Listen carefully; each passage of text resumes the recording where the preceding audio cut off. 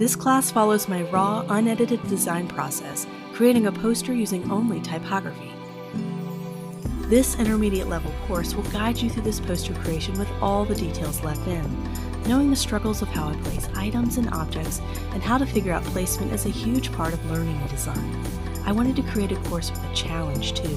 When we place limitations on design, what happens all the time in the real world, we learn to overcome limitations to create something truly unique.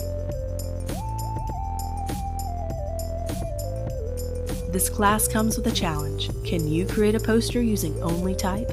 Watch this course and get some ideas for tackling your own class project. So, let's learn together.